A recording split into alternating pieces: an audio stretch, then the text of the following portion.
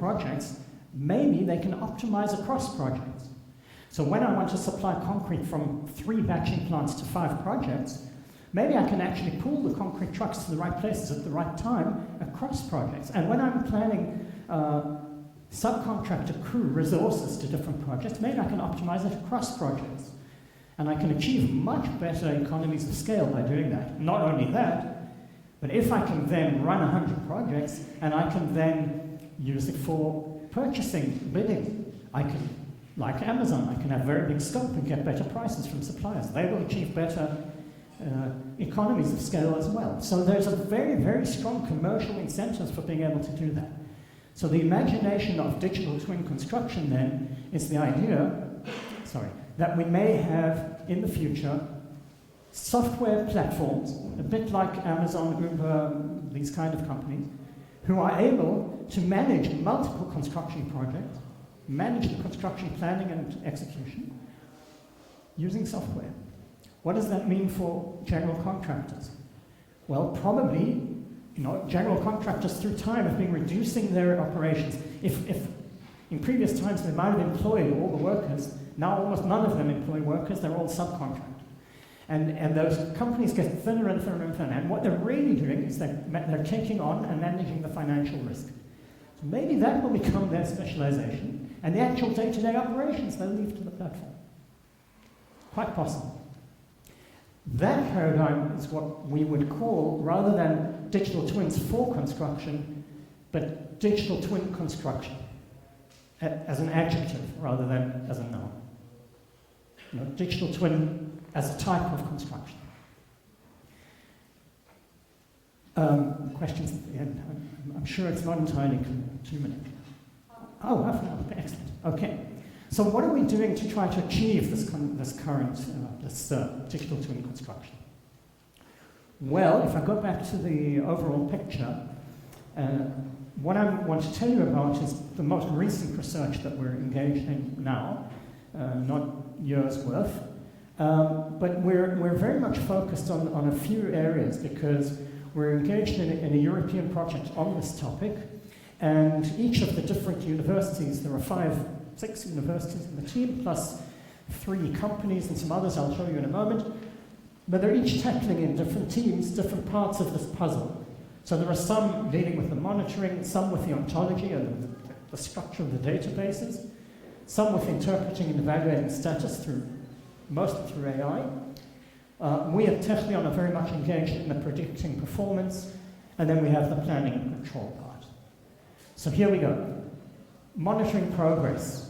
Well, a team composed mostly of the University of Cambridge, the University of Padua, and a company called IRIA, and another Technology from Spain are engaged in this kind of things, of trying to use images, use the BIM models to not only identify what is being built, but when it's built, but to understand whether it's early, late, and so on.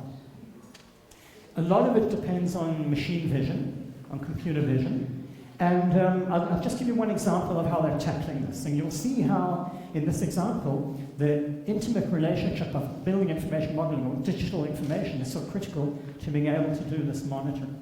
So, for example, we can identify different things. Here are concrete columns. That column is complete. This one is formwork. That one is just a rebar. And you could think of a 4th type, which is not begun.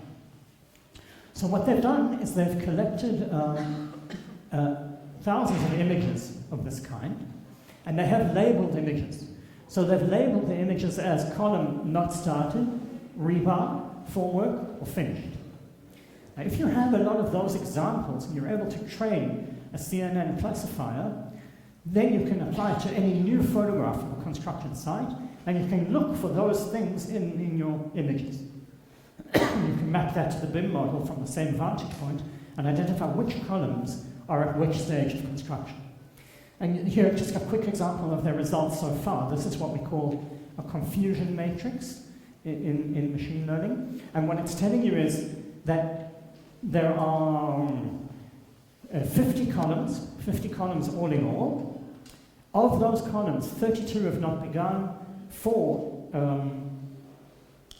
of these 50 are not begun. But the system identified 32 of them as not begun, empty. But it falsely or wrongly identified 4 of them as having been finished, 7 of them as having formwork, and 7 of them as having rebar. But that's not great. So there's still a way to go. Down here you see that identifying a column as rebar is much more reliable. Of the 15 columns that were in the rebar stage, 12 were identified correctly and only 3 were incorrectly identified. Now that's partly because, as you'll see here,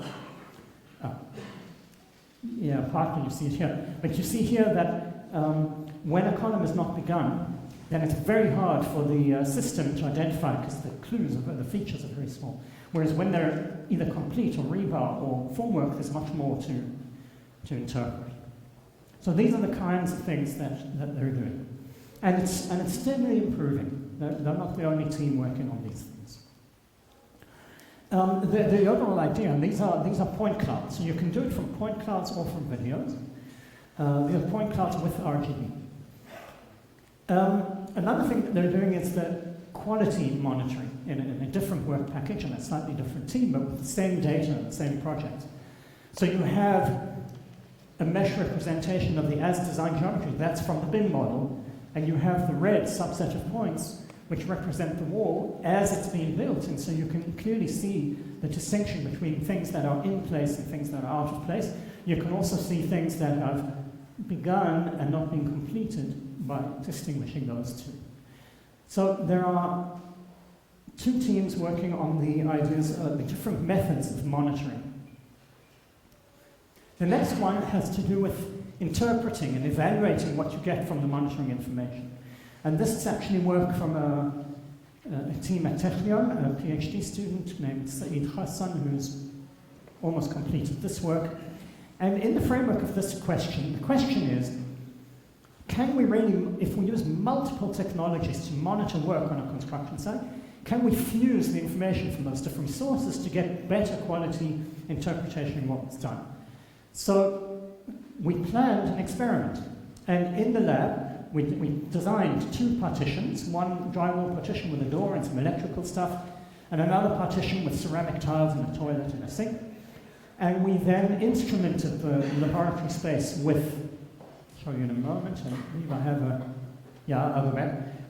video to collect the ground truth, Bluetooth tags which were placed on the ceilings in different parts, and they detect the workers' cell phones, because, well, opposite actually, the cell phones detect the beacons and they can report where they are.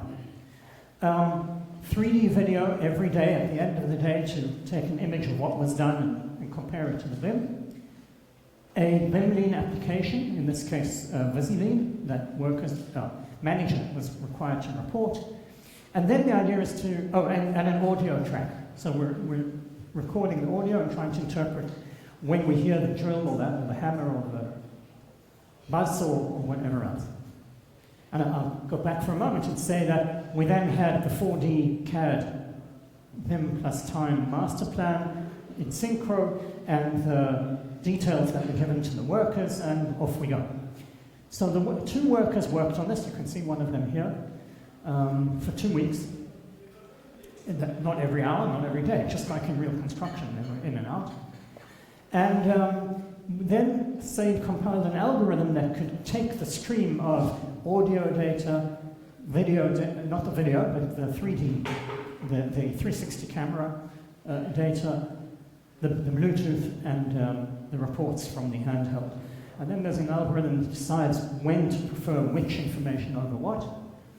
Because, as you will see here, consider this, for example. There are a number of tasks on the first partition. And each of those tasks has a ground truth date for its start, for its actual start, and for its actual finish, which were recorded from the video. So afterwards you go back and see. The 360 image data was true in 4 cases, not applicable because they didn't appear, and true for 2 more. The BIM lean application had a number of false, which means that the human person reporting the start of that activity got it wrong. Human error. And you can see that here as well. So each different technology was analyzed according to its own reliability and accuracy, and then that influences what you do when you have a conflict, because one system might say one date and the other date, you have to make a decision about which you think is correct, and sometimes that can be verified from a third or a fourth data stream. Yeah, I pointed that out. We have 73% and 82% accuracy only for the Limlin app, which a priori we thought would be the best, because that's a person telling you exactly what was what. Here again, you see here that the amount of time that the worker worked on the worker 1 and worker 2 are the two rows, and you see that here, for this activity, it's 98% accurate, but for this activity, it's 73 and 72, and this activity, 94 and 64, 54 and 66, which in terms of, at the end of the system, we know that still the system has some uncertainty, despite it using 4 different data streams.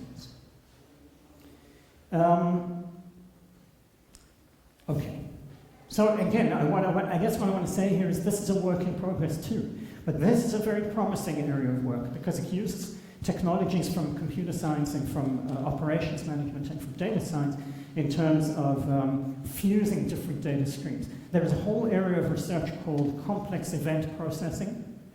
We're not as complex as complex event processing, we're simple event processing, but nevertheless, any experiments or any progress in this area would be hugely valuable because nobody's doing it in the commercial world.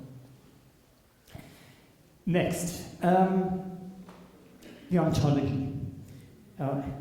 As my hair gets grey, I realize that we are, in terms of information in construction, and I suppose in any other area, hugely dependent on our ontologies, on the way we understand the world, on the concepts that we define and what they mean.